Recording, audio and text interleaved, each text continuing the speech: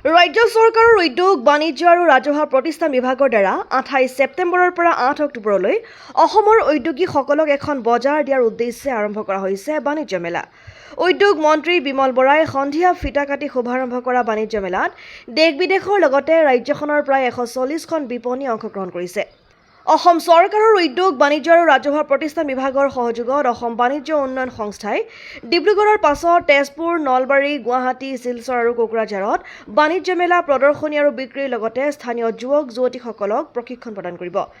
আনহাতে ডিব্ৰুগড় জিলাৰ উঠি অহা নৱপ্ৰজন্ম উদ্যোগীসকলে তেওঁলোকৰ উৎপাদিত সামগ্ৰীসমূহ বিক্ৰীৰ বাবে এখন উন্নত মানৰ বজাৰ লাভ কৰাৰ লগতে উৎপাদিত সামগ্ৰীসমূহ প্ৰদৰ্শন কৰা বিভিন্ন ঠাইৰ পৰা অহা উদ্যোগসকলৰ মাজত মত বিনিময় আগ্ৰহীসকলক প্ৰশিক্ষণ দিয়াৰো ব্যৱস্থা কৰিছে। আমি এই বাণিজ্য মেলাত তিনিটা বিষয় আমি সামৰিছোঁ।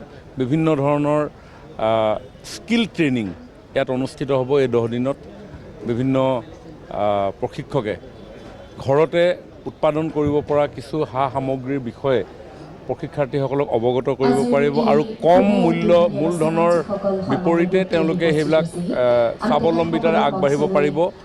আৰু দ্বিতীয়তে এখন ৰচনা প্ৰতিযোগিতা আৰু এখন ডিবেট কম্পিটিশ্যন ইয়াত অনুষ্ঠিত হ'ব। ছাত্ৰ-ছাত্ৰী সমাজৰ মাজত এক উদ্যোগমুখী পৰিৱেশ, স্বাৱলম্বনৰ পৰিৱেশ নিৰ্মাণ কৰিব পৰা যায়, তেনেধৰণৰ চিন্তাৰে আমি এই বাণিজ্য মেলাখন আয়োজন কৰিছোঁ।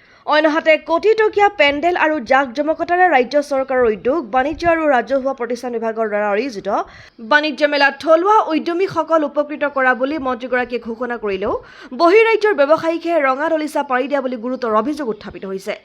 দুই এখন স্থানীয় জিলা উদ্যোগ কেন্দ্ৰৰ পঞ্জীকৃত থলুৱা বিপণীৰে অংশগ্ৰহণ কৰিছে যদিও দুই এক সামগ্ৰী হেণ্ডলুমৰ বিপৰীতে আনসমূহ প্ৰায়ে পাৱাৰ লোভে প্ৰত্যক্ষ কৰা যায়। বিভাগৰ অধ্যক্ষ সুনীল ডেকা, বিধায়ক তেৰছ গোৱালা, অসম পৰ্যটন উন্নয়ন নিগমৰ অধ্যক্ষ ঋতুপৰ্ণ বৰুৱা, জিলা আয়ুক্ত বিক্ৰম কৈৰীসহ অন্যান্য বিশিষ্ট ব্যক্তিসকল উপস্থিত থাকে।